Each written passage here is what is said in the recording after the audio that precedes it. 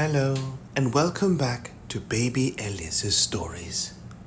We now return to Neverwhere by Neil Gaiman. Chapter 8. It was early evening, and the cloudless sky was transmuting from royal blue to a deep violet, with a smudge of fire orange and lime green over Paddington, 4 miles to the west, where, from Old Bailey's perspective anyway, the sun had recently set. Skies, thought Bailey, in a satisfied sort of a way. Never a two of them alike, not by day nor not by night neither. He was a bit of a connoisseur of skies, was old Bailey, and this was a good un. The old man had pitched his tent for the night on a roof opposite St. Paul's Cathedral in the centre of the city of London. He was fond of St. Paul's, and it at least had changed little in the last 300 years. It had been built in white Portland stone, which had, before it was even completed, begun to turn black from the soot and the filth in the smoky London air, and now, following the cleaning of London in the 1970s, was more or less white again. But it was still St. Paul's. He was not sure that the same could be said for the rest of the city of London. He peered over the roof, stared away from his beloved sky, down to the sodium-lit pavement below. He could see security cameras affixed to a wall, and a few cars, and one late office worker locking a door and then walking toward the tube. Brr! Even the thought of going underground made old Bailey shudder. He was a roofman, and proud of it. Had fled the world at ground level so long ago. Old Bailey remembered when people had actually lived here in the city, not just worked, when they had lived and lusted and laughed, built ramshackle houses, one leaning against the next, each house filled with noisy people.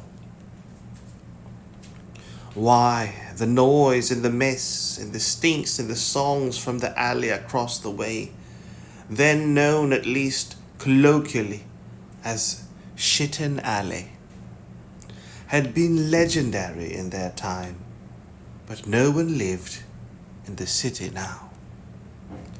It was a cold and cheerless place of offices, of people who worked in the day and went home to somewhere else at night. It was not a place for living anymore. He even missed the stinks. The last smudge of orange sun faded into nocturnal purple. The old man covered the cages so the birds could get their beauty sleep. They grumbled, then slept. Old Bailey scratched his nose, after which he went into his tent and fetched a blackened stew pot, some water, some carrots and potatoes, salt, and a well-hanged pair of dead, plucked starlings. He walked out onto the roof, lit a small fire in a soot-blackened coffee can, and was putting his stew on to cook when he became aware that someone was watching him from the shadows by a chimney stack. He picked up his toasting fork and waved it threateningly at the chimney stack. "Who's there?" The Marquise de Carabas stepped out of the shadows, bowed perfunctorily, and smiled gloriously. Old Bailey lowered his toasting fork. "Oh," he said, "it's you. Well, what do you want? Knowledge or birds?" The Marquise walked over, picked a slice of raw carrot from Bailey's stew, and munched it. "Information, actually," he said. Old Bailey chortled. "Ha!" he said. "There's a first, eh?" Then he lowered the Marquise. Then he leaned toward the Marquise. "What'll you trade for it?" "What do you need?" "Maybe I should do what you do. I should ask for another favor. An investment for one day down the road." Old Bailey grinned. "Much too expensive in the long run," said the Marquise without humor. Old Bailey nodded. Now the sun had gone down. It was getting very cold, very fast. "Shoes, then," he said, "and a balaclava hat." He inspected his fingerless gloves. They were more whole than glove. "And new gloveses. It's going to be a bastard winter." "Very well, I'll bring them to you." The Marquise de Carabas put his hand into an inside pocket and produced, like a magician producing a rose from thin air, the black animal figure he had taken from Portico's study. "Now, what can you tell me about this?" Old Bailey pulled on his glasses. He took the object from de Carabas. It was cold to the touch. He sat down on an air conditioning unit. Then, turning the black obsidian statue over and over in his hand, he announced, "It's the great beast of London." The Marquis said nothing. His eyes flickered from the statue to Old Bailey impatiently. Old Bailey, enjoying the Marquis's minor discomfort, continued at his own pace. "Now, they say that back in first King Charlie's day, him as got his head all chopped off, silly bugger, before the fire and the plague, there was a butcher lived down by the Fleet Ditch, had some poor creature he was going to fatten up for Christmas.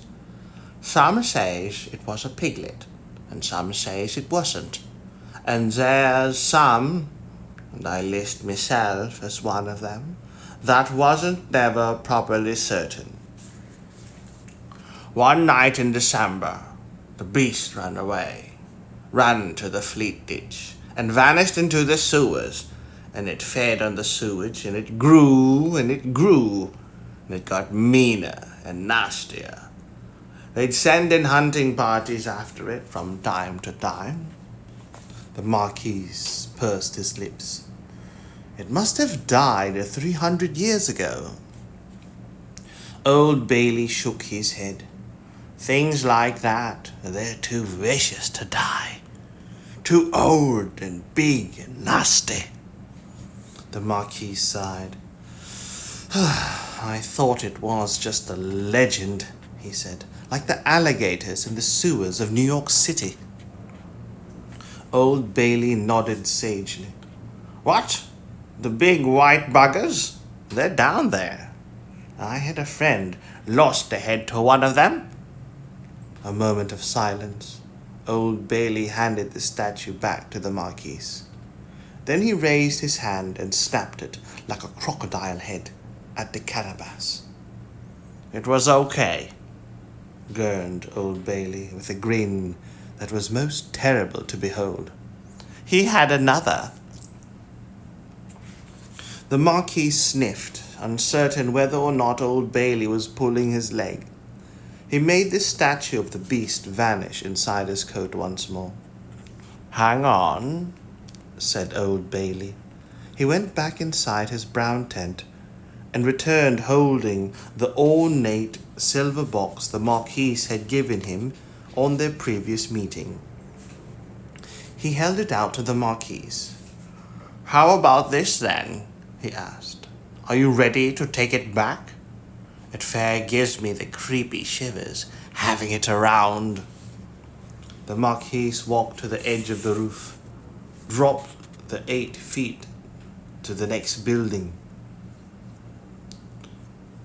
"I'll take it back when all this is over," he called. "Let us hope that you don't have to use it." Old Bailey leaned over. "How will I know if I do?" "You'll know," called the Marquis, "and the rats will tell you what to do with it."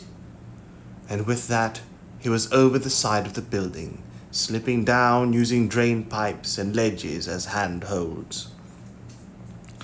"Hope I never finds out, that's all I can say," said Old Bailey to himself. Then a thought struck him. "Hoy!" he called out to the night and the city. "Don't forget the shoeses and the gloveses."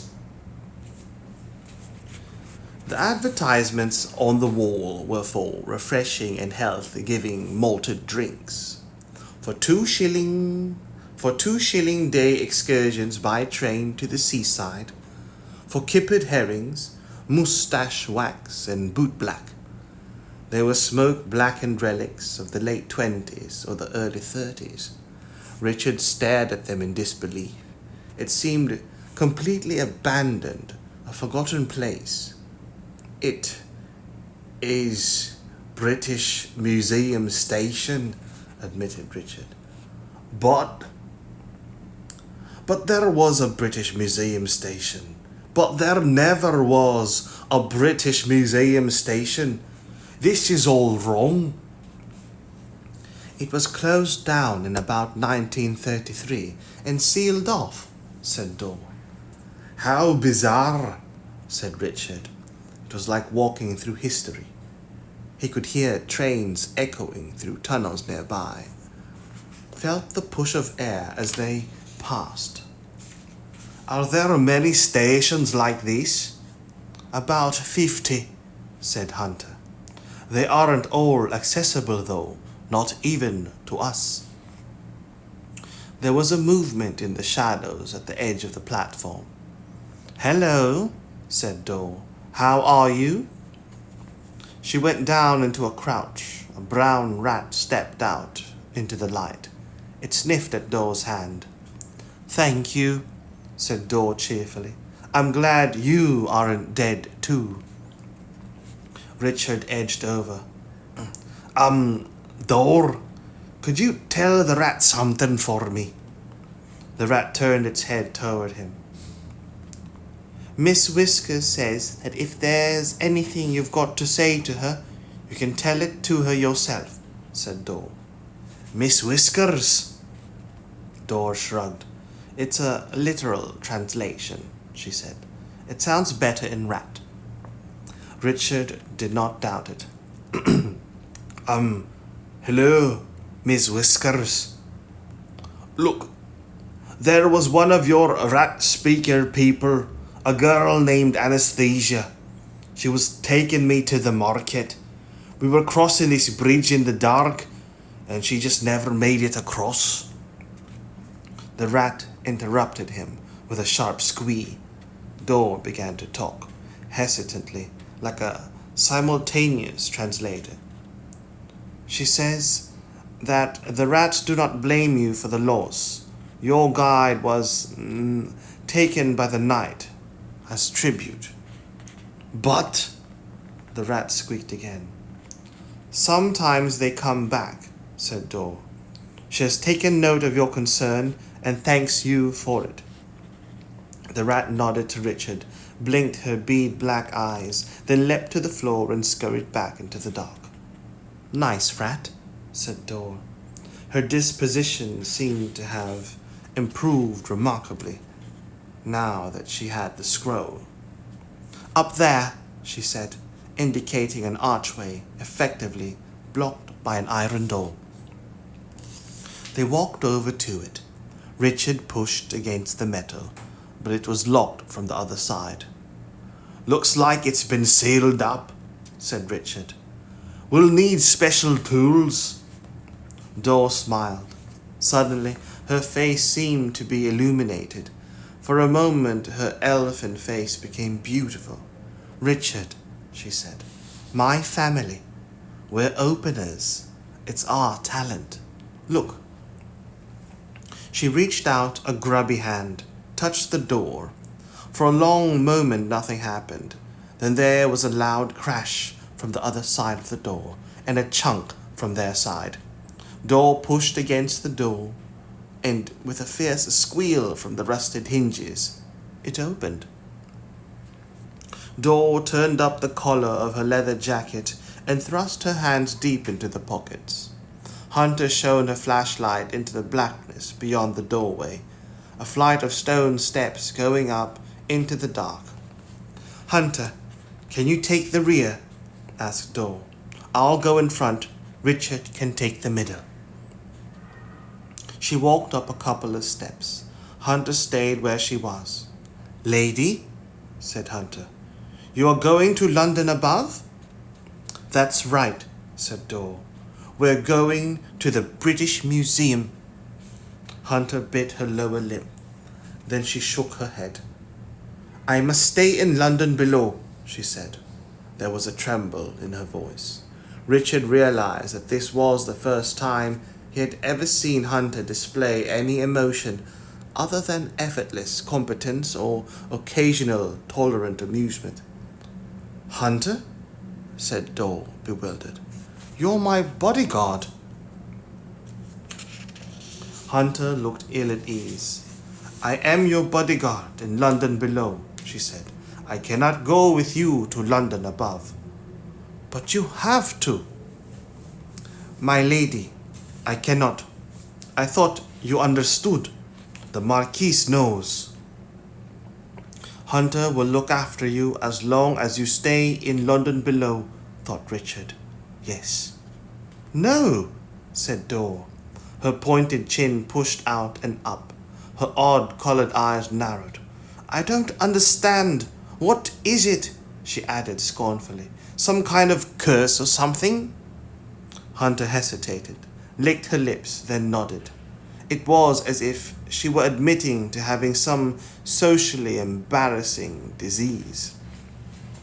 "Look, Hunter," Richard heard his own voice saying, "don't be silly." For a moment he thought she was about to hit him, which would have been bad, or even start crying, which would have been much, much worse.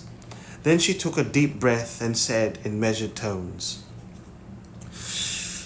"I will walk by your side when you are in London below, my lady, and I shall guard your body from all harm that might befall you, but do not ask me to follow you to London above.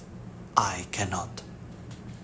She folded her arms beneath her breasts, planted her legs a little apart, and looked for all the underworld like a statue of a woman, not going anywhere, cast in brass and in bronze and in burnt caramel. "Right," said Dor. "Come on, Richard," as she set off up the steps. "Look," said Richard, "why don't we stay down here? We can find the Marquis and then all set off together and—" Dor was disappearing into the darkness above him. Hunter was planted at the foot of the stairs. "I shall wait here until she returns," Hunter told him. "You may go or stay as you will." Richard chased up the steps as far as he could in the dark. Soon he saw Dor's lamp light above him. "Wait," he panted. "Please." She stopped and waited for him to catch up. And then, when he had caught up and was standing next to her on a claustrophobically small landing, she waited for him to catch his breath. "You can't just go running off like that," said Richard. Dor said nothing. The line of her lips became slightly more compressed. The angle of her chin was ever so slightly raised. She's your bodyguard, he pointed out. Dor began to walk up the next flight of steps. Richard followed her. Well, we'll be back soon enough, said Dor. She can start guarding me again then. The air was close, dank, and oppressive. Richard wondered how you could tell if the air was bad in the absence of a canary, and he contented himself with hoping that it wasn't. I think the Marquise probably did know about her curse or whatever it is, he said. Yes, she said. I expect he did. He, Richard began. The Marquise?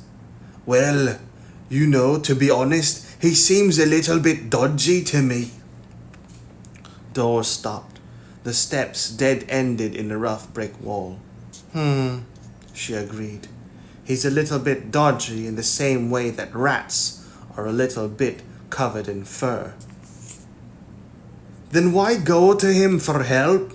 Wasn't there someone else who could have helped you? We'll talk about it later. She opened the scroll the Earl had given her, glanced over the spidery handwriting, then rolled it back up. We'll be fine, she said decisively. It's all in here. We've just got to get into the British Museum. We find the Angelus. We get it. We find the Angelus. We get out. Easy. Nothing to it. Close your eyes. Richard closed his eyes obediently. Nothing to it, he repeated. When people say that on films, it always means that something awful is going to happen. He felt a breeze against his face, something in the quality of the darkness beyond his closed eyelids changed. So what's your point? Asked Dor. The acoustics had altered as well. They were in a bigger room. You can open your eyes now. He opened his eyes. They were on the other side of the wall, he assumed, in what appeared to be a junk room. Not just any old junk room, though. There was something rather strange and special about the quality of this junk. It was the kind of magnificent, rare, strange, and expensive junk one would only expect to see somewhere like... Are we in the British Museum? He asked. She frowned and seemed to be thinking or listening. Not exactly. We're very near. I think this must be some kind of storage place or something. She reached up to touch the fabric of a suit of antique clothing displayed on a wax dummy. I wish we stayed back with the bodyguard, said Richard. Dor tipped her head on one side and looked at him gravely. And what do you need guarding from, Richard Mayhew? Nothing, he admitted, and then they turned the corner and he said, Well, maybe them. And at the same time Dor said, Shit. Mr. Croup and Mr. Vandermeer were standing on plinths on each side of the aisle down which they walked. They reminded Richard horridly of an exhibition of contemporary art Jessica had once taken him to. An exciting young artist had announced that he would break down all the taboos of art, and to this end had embarked on a campaign of systematic grave robbery, displaying the 30 most interesting results of his depredations in glass cases. The exhibit was closed after the artist sold Stolen Cadaver number 25 to an advertising agency for a 6-figure sum, and the relatives of Stolen Cadaver number 25, seeing a photo of the sculpture in the Sun, had sued both for a share of the proceeds and to change the name of the art piece to Edgar Fospring 1919 to 1987, loving husband, father and uncle, rest in peace, Daddy. Richard had stared at the glass-bound corpses in their stained suits and damaged dresses with horror. He hated himself for looking, but he had not been able to turn away. Mr. Croup smiled like a snake with a crescent moon stuck in its mouth, and his resemblance to stolen cadavers number 1 to 30 was, if anything, increased by this. "What?" said the smiling Mr. Croup. "No, mister, I'm so clever and know everything, Marquise. No, oh, didn't I tell you? Whoops, I can't go upstairs, Hunter." He paused for dramatic effect. "So, paint me grey and call me a dire wolf if it isn't 2 little lost lambs out on their own after dark." "You could call me a wolf too, Mr. Croup," said Mr. Vandermeer helpfully.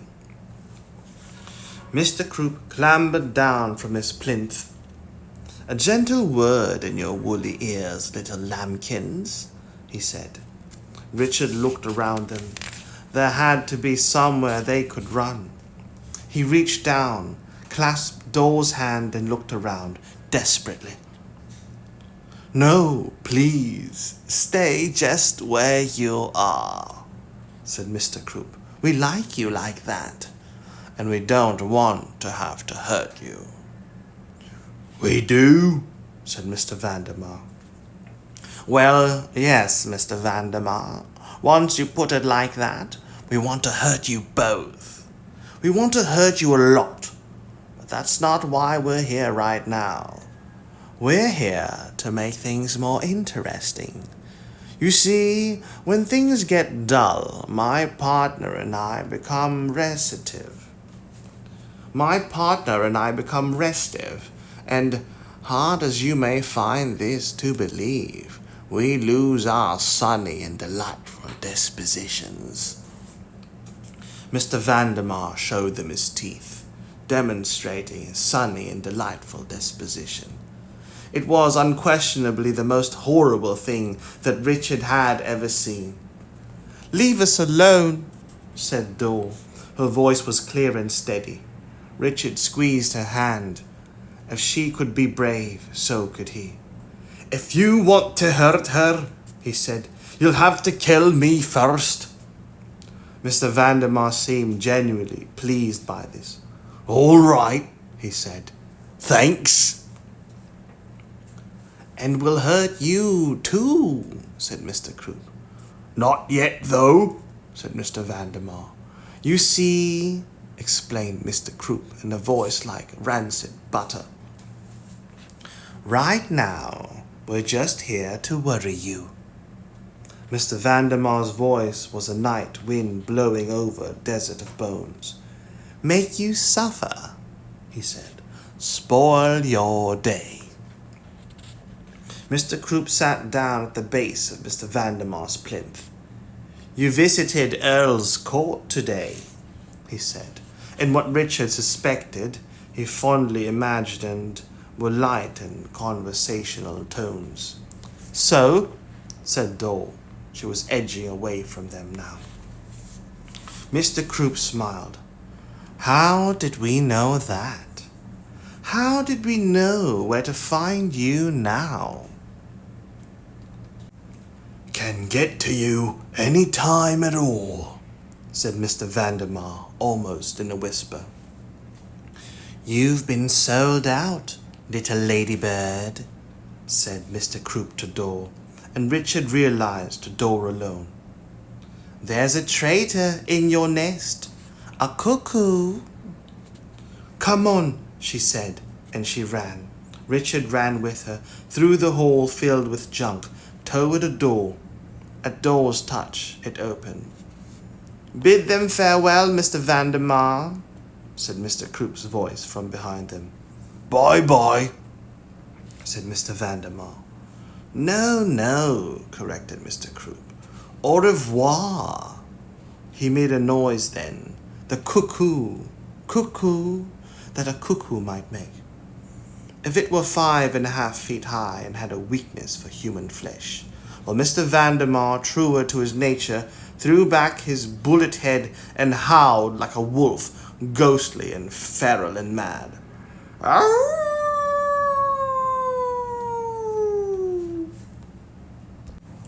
They were outside, in the open air at night, running down a pavement in Bloomsbury's Russell Street.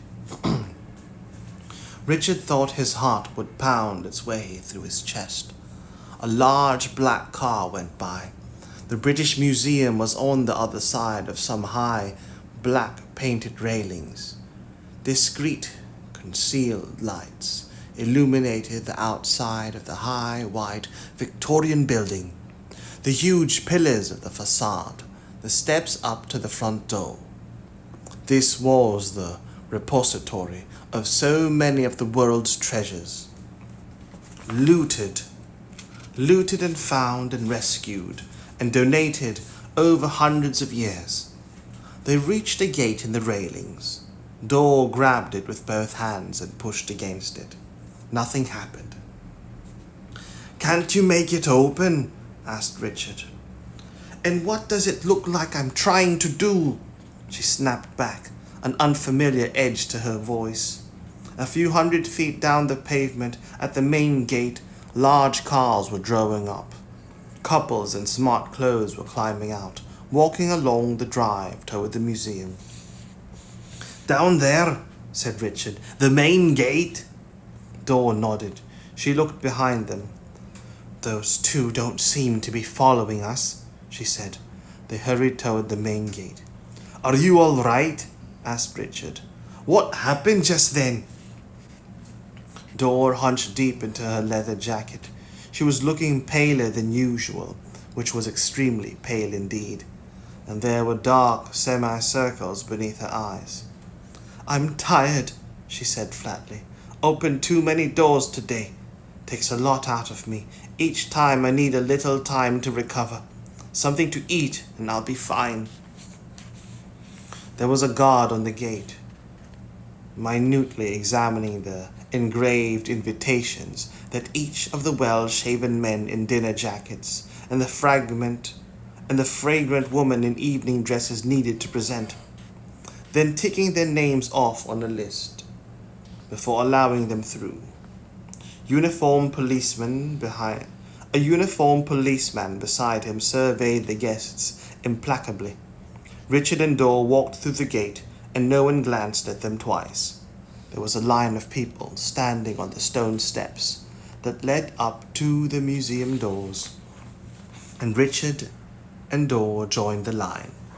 A white-haired man, accompanied by a woman bravely wearing a mink coat, joined the line immediately and neatly behind them. A thought struck Richard. "Can they see us?" he asked.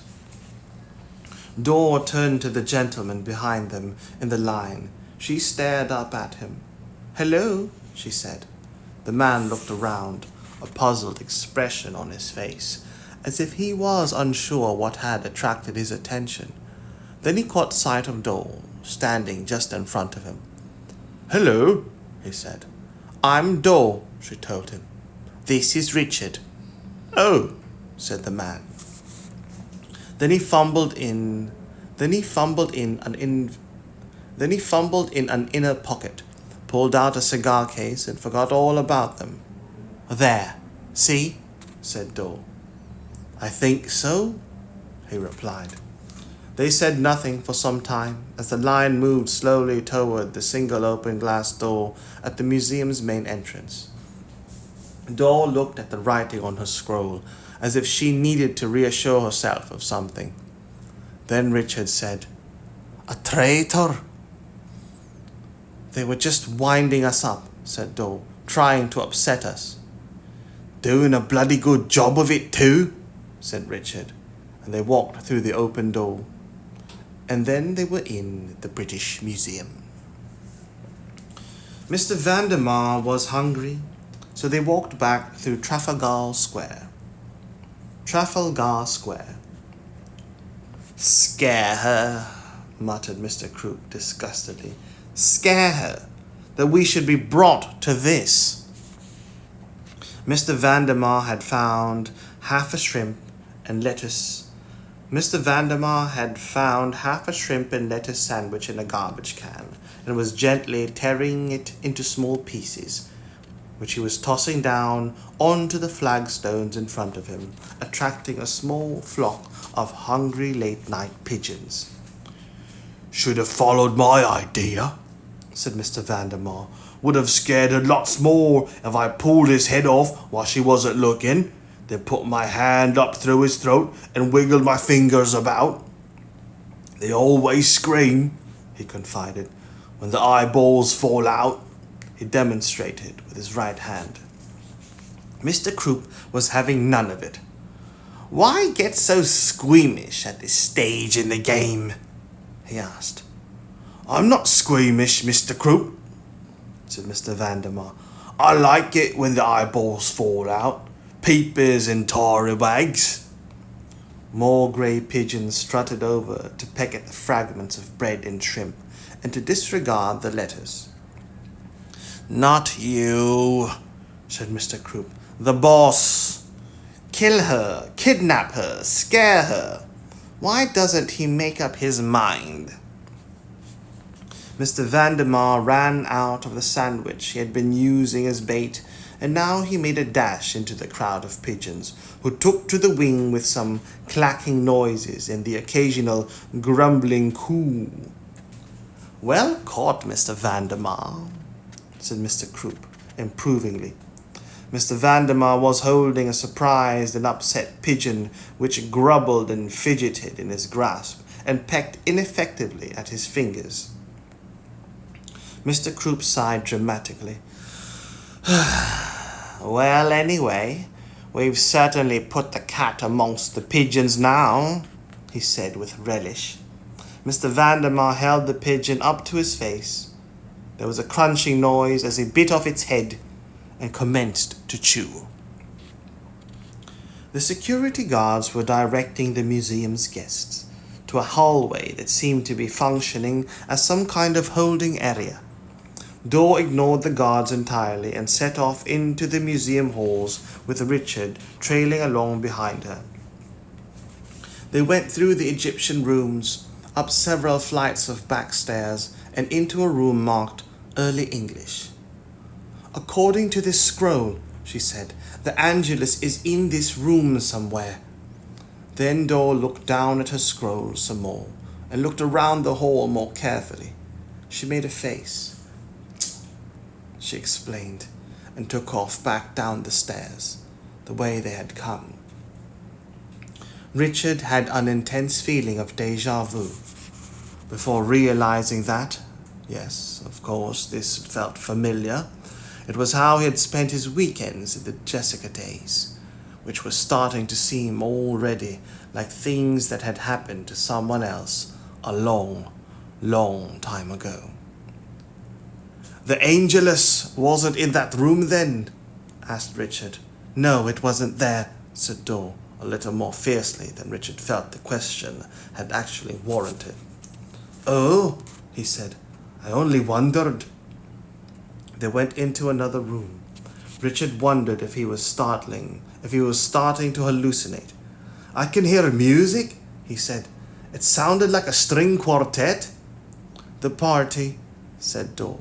"Right, the people in the dining jackets they had lined up with. No, the Angelus didn't seem to be here either." Dor walked into the next hall, and Richard trailed in her wake. He wished he could be of more use. "This Angelus," he said. "What does it look like?" For a moment he thought she was going to reprimand him for simply asking.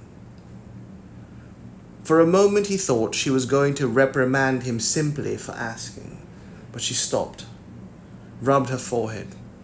"This just says it's got a picture of an angel on it. But it can't be that hard to find after all," she added hopefully. "How many things with angels on them are there here?"